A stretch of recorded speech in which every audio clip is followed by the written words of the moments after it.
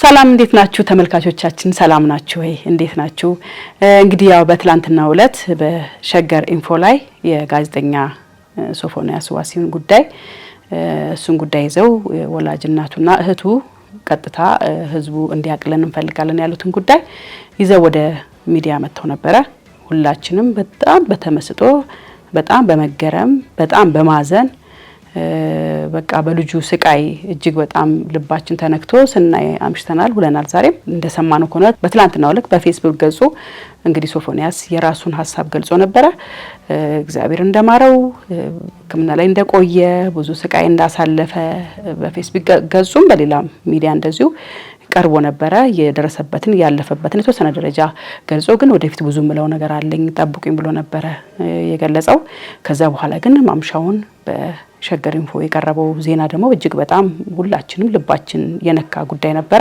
ታስታውሱ እንደሆነ ጋዜጠኛ ሶፎንያስ ዋሲሁን እንግዲህ ከወራት በፊት እንግዲህ ኢትዮጵያን ከባህላችን ባፈነገጠ ሁኔታ በማይሆን ሁኔታውስ መገኘቱን ተገልጾ እሱ ጋር የነበረና እዚህ ይሄን ያክል እሱ ባንተ ህይወት ላይ መጣጣም ደረጃ ኢንጆይ ማድረግና ደግሞ ስትረስ በክተት ነው በጣም ብዙ የሚዲያ መነጋገሪያ ሆኖ ነበረ ብዙዎች ተቆጥተው ብዙዎች በጣም በቃ እጅግ በጣም ኃይለኛ የሚዲያ ዌቭ ላይ ነበር የከረመው ከዛ በኋላ ጸበል ገብቷል ተብሎ ነበር ዝም የተባለው አሁን ግን ደግሞ ከወራት በኋላ ተመልሶ መጥቶ እሱ እንግዲህ እንዳለ ደና እንደሆነ ወደፊት የሚያወራው ነገር እንዳለ ገልጾ ነበረ በሶሻል ሚዲያ ላይ እንዳለ ያሳወቀን ያው ማምሻውን ስንሰማ ግን ከወላጅ እናቱ የሰማነው ነገር እጅግ በጣም ነው የሚያሳዝነው ያው ልጅ ጤነኛ አይደለም ብዙ ጊዜ ሆኖታል ከታመመ ማንንም ሰው ሊረዳኝ አልቻለም በፊት ግን እንደው እንደንተነይ ሲለኝ እየተከተልኩ እዛ ነይ ሲለኝ እየተከተልኩ ሳይሆን ንግግሩ ምንም ትክክል አይደለም ብዙ ጊዜ እኔ ላይ የመግደል ሙከራ አድርጎብኛል የፈላ ዘይት አፍልቶ ላይ ለመድፋት ተዘጋጅቶ ነበረ በቢላ ገልሻለሁ ቆራርጥሻለሁ እያለኝ ነው ከጀርባዬም ሊመታኝ ነበረ ከብዙ የጥቃት ሁኔታ አምልጬ ቤቴን ጥዬ ወጥቻለሁ ቤቴ እንዳልሆነ ሆኗል ውድምድም ብሏል ብለው እንደውም በቪዲዮ የቀረበ ነገር ነበር ዱቄት ምናምን ተበታትኖ ቤቱ ተርመስመስ ብሎ እየተጠረገ የታየበት ሁኔታ አለና እህትዮም የተናገረች እሷቸውም ያሉት ነገር እጅግ በጣም ነው የሚያሳዝነው እንግዲህ በጣም ራሱን የማያቀበት ደረጃ ላይ እንደሆነ የጤና ሁኔታ ያምሮ መነካት ሁኔታ ከቁጥጥር ውጭ ሆኖ እንግዲህ ቤት እስከማውደም እናትየዋን ለመግደል እስከመሞከር ድረስ እናረጋለን ቤቱ እንዳልነበረ ሆኗል እና በቃ ጥዬ ወጣሁኝ ከህይወቴ አይበልጥም አላመንኩትም በቃ አሁን የመጨረሻ አላመንኩት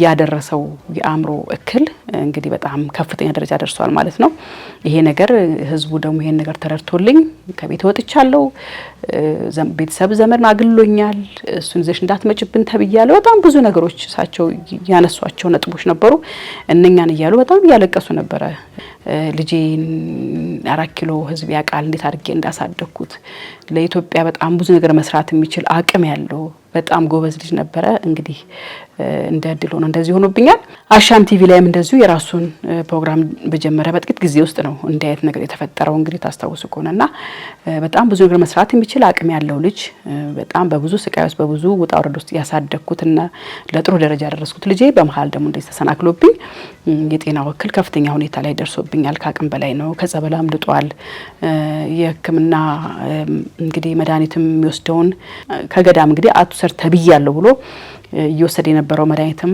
ለ5 ወር ያህል ማቋረጥ ተገልጿል የካቲት ሆስፒታልም ተኝቶ ነበረ በተለያየ የህክምና ተቋማትም በጣም ሲረዳ እንደነበረ በተለያየ ጊዜ ደግሞ ያመለጠ እንደሚወጣ እናትየዋ በግልጽ ያነቡ ነበር የገለጹልን በጣም ነው ልብ የሚነካው እንደ ወላጅ ይሄንን ችግር ስናይ ምን ያህል ዋጋ እየከፈሉ እንደነበር እናትየዋ ማየት መቼም ቀላል ነው የሚሆነው ልጅ እንግዲህ ደረሰልኝ ይጦረኛል በቃ ከዚህ በኋላ አርፋለሁ በተባለበት ሰዓት ላይ እንደዚህ ሆኖ የአምሮ ክል ደርሶበት በዚህ ደረጃ መሰናከል ማለት እጅግ በጣም ነው የሚያሳዝነው በዚህ ላይ ደግሞ ፐብሊክ ፊገር ነው በጣም የሚታወቅ ልጅ መሆኑ ደግሞ የሳቸውን ጭንቀትና ስቃይ የሳቸውን ምጥ እጅግ በጣም ከፍ ያደርገዋል ከቤተሰብ መገለል ከቤተ ዘመድ መገለል በራሱ ደግሞ በልጅ ምክንያት እጅግ በጣም ልብ የሚሰብር ነገር ነውና እንደውም በትላንትናው ዕለት በፌስቡክ ገጽ ላይ የተቀመጠውን ሐሳብ ላስረዳችሁ በፈቃዱ አባይ ነው ይሄን ሐሳብ ያቀረበው ትብብር ከባልደረቦቼ ብሏል እባካችሁ ፖድካስት ቲክቶክ እና የተለያዩ ሚዲያዎች ላይ የምትሰሩ ባልደረቦቼ ወይም ወዳጆቼ ሶፎንያስ ዋሲሁን በሚዲያችሁ ላይ በችኮላ እንዳታቀርቡት።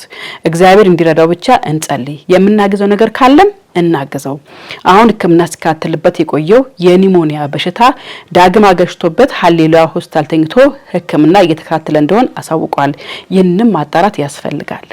ማታም አሁንም ረዘም ያለ ጊዜ ወስጄ በስልክ አናግረዋለሁ። የቻልን ሕክምና የሚያገኝበትን እድል እንፍጠርለት፣ ካልሆነ ደግሞ በጸሎት እናግዘው። ሶፎንያስ የምናዘዘው ነገር ስላለ ወደ ሚዲያ እመጣለሁ ይበል እንጂ በእኔ መረዳት ገና ነው፣ ነገሩ በጣም ገና ነው። እናም የባለፈው አይነት ስህተት እንዳይፈጸም የሚዲያ ሰዎች ባካችሁ ጥንቃቄ አድርጉ። በፌስቡክም የምትመላለሱ ሰዎች ታው ሶፊ ዳንኳል እንጂ አልዳንም። በዚያ ተረዱት። እግዚአብሔር መጨረሻውን ያሳምር ብሎ ነበር እንደ ትላንትና ማለት ነው የገለጸው።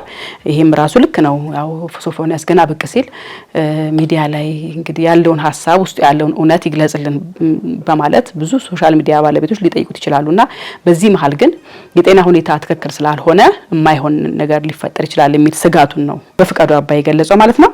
ይሄንን ሰምተን እንግዲህ ትላንትና አይተናል፣ ተረድተናል። እንግዲህ እርግጠኛ ነኝ በርካታ የሶሻል ሚዲያ ባለቤቶች ይሄን ጉዳይ አንደርስታንድ አድርገው እናትየዋንም ቃለ ምልልስ ያየን የሰማን ሁሉ በፌስቡክም በቲክቶክም በጣም እየተቋረጠ እየተቀባበለን ያለው ሰውና የተረዳን ሰው ሶሻል ሚዲያ ላይ ላለማቅረብ ወስነናል ብዬ አስባለሁኝ አምናለሁኝና ዛሬ ደግሞ ከ4 ሰዓት በፊት የተገለጸ እንደዚህ በፍቃዱ አባይ ፌስቡክ ላይ የተገለጸውን ልገልጽላችሁ ስለፈለኩ ነው የመጣሁትና እንደምን አደራችሁ ቤተሰብ ይላል።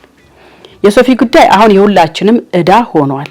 ያጋጠመው የአእምሮ ጤና መቃወስ ወደ ከፋ ደረጃ መሸጋገሩን ትላንት ወላጅ እናቱና እህቱ በይፋ አሳውቀዋል።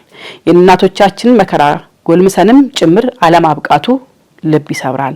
እኛ የቅርብ ሰዎችም ይህን ተረድተናል።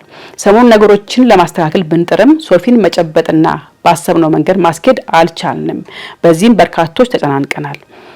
አሁን ዋነኛ ትኩረታችን ያለንን አቅም ሁሉ ተጠቅመን ወንድማችን ወደ ጤና ለመመለስ የእናቱን እንባ ለማበስ መተባበር ነው።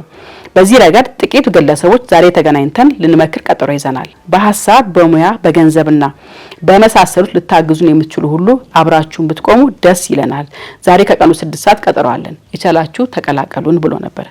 ሶፊ ከዚህ ደረጃ ከመድረሱ በፊት ብዙ ጓደኞቻችን ከጠበል እስከ ዘመናዊ ሕክምና ድረስ ድጋፍ በማድረግ የበኩላቸውን ተወጥተዋል። የሶፊ ህመም ግን እንደ ጓደኞች ጥረት ውጤታማ አልሆነም። አሁንም ተስፋ አንቆርጥም። የምንችለውን ሁሉ እንሞክራለን። እግዚአብሔር ይረዳናል።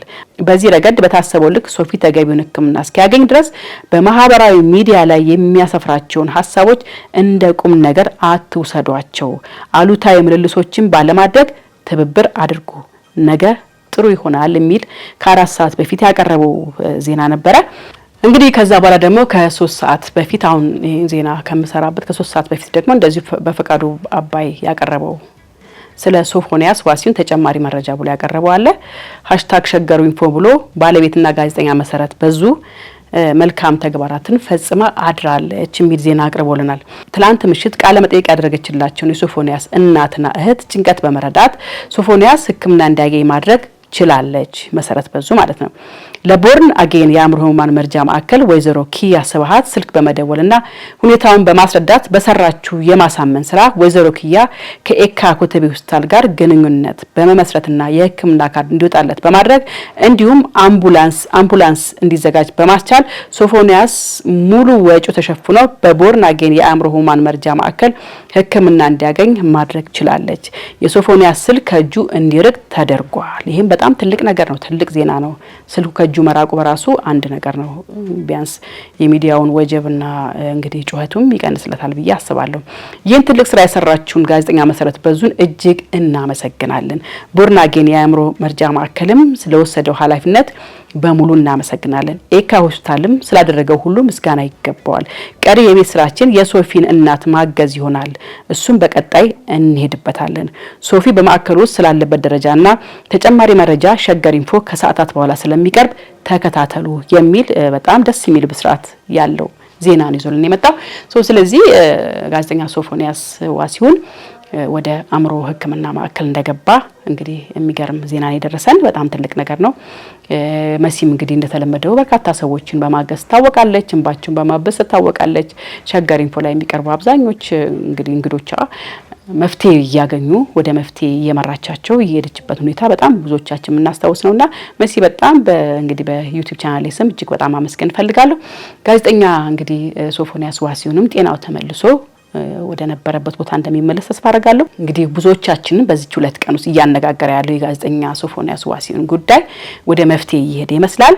እናትየዋም እንግዲህ ወደ ቤቴ እሱ መፍትሄ ካላገኘና ሕክምና ካላገኘ ጤናው ካልተመለሰ በስተቀር ወደ ቤቴ አልመለስም ብሎ ከወጡ ቆይተዋል። እሱንም ካያችሁት እናቴ ሰላም ጠፋሽብኝ፣ ጥለሽኝ ሄድሽ፣ እናቴ ሞተች ሁሉ ብሎ በጣም ዝብርቅ ያለ ነገር ጽፎ አይተናል። ሸገር ኢንፎ ላይ የቀረቡት እናትየዋም እንግዲህ ልጄ ጤናው ካልተመለሰና ሕክምና አግኝቶ ወደ ነበረበት ካልተመለሰ በስተቀር እኔም ወደ ቤት አልመለስም የሚል አቋማቸውን ገልጸዋል። ምክንያቱም ብመለስም እኔም አደጋ ላይ ነኝ እና ልጄ እኔን ሊያጠፋ ስለሚችል ካለበት የጤና እክል አንጻር ሕክምና ካላገኘ በስተቀር ወደ ቤት መመለስ አልችልም። የኢትዮጵያ ሕዝብ የምትወዱት ሁሉ እባካችሁ ልጄ ሕክምና እንዲያገኝና እንዲድንልኝ አግዙኝ ብለው ነበረ። 24 ሰዓት ባልሞላ ጊዜ ውስጥ እንደዚህ አይነት መፍትሄ ከተገኘ እጅግ በጣም ደስ የሚል ነው። እጅግ በጣም እናመሰግናለን መሲ። እንግዲህ በጣም ትልቅ ነገር ነው የሰራሹና ምስጋና ባለሽበት ይድረስሽ። ሁላችንም ድንገት ብቅ ሲል ወደ ቦታዬ ተመልሻለሁ፣ ወደ ቤቴ ተመልሻለሁ፣ እግዚአብሔር ረድቶኛል፣ የኢትዮጵያን ሕዝብም ይቅርታ ጠይቃለሁ፣ በቅርቡ የምናገረው ምለው ነገር አለኝ ብሏል። በጸሎታችሁ አስቡኝ ያለው እዛ ቦታ ላይ ጥሩ ሁኔታ የነበረ ጥሩ ስሜት ላይ ጥሩ ጤንነት ላይ እንዳለ ነበር የሚያመላክት የነበረው። ቆየት ብሎ ግን የመጣው ነገር ትንሽ ከበድ ያለ ነው። ከዛም በኋላ የሚለቃቸው በፌስቡክ ገጹ ላይ የሚለቃቸው ነገሮች የጋዜጠኛ ሶፎንያስ ዋሲሁንን የጤና ሁኔታ ጥያቄ ውስጥ የሚከቱ ነገሮችን ለመታዘብ ችለናልና ይሄንን ጉዳይ እያብሰለሰልን እያለ ነው እንግዲህ ማታ ላይ ሸገር ኢንፎ ላይ ስለ ሶፎንያስ ዋሲሁን ወቅታዊ ሁኔታ ከወላጅ እናቱና እህቱ የሰማነውና አሁን እንግዲህ 24 ሰዓት ሳይሞላ በሰማነው ዜና እጅግ በጣም ተደስተናል። መሲ እናመሰግንሻለን። የጋዜጠኛ ሶፎንያስ ዋሲሁንም የጤና ሁኔታ በቅርቡ ይመለሳል ብለን ተስፋ እናደርጋለን። ሁላችንም የኢትዮጵያ ሕዝብ ጠቅላላ እንጸልይለት፣ የምንችለውን ሁሉ ደግሞ እናግዘው። እናቱንም ቤተሰቡንም በማገዝ አጋርነታችንን እንድንገልጽበት በዚህ አጋጣሚ መግለጽ ፈልጋለሁ። የዛሬን ጨርሻለሁ። ሰላም ጤና ለሶፎንያስ።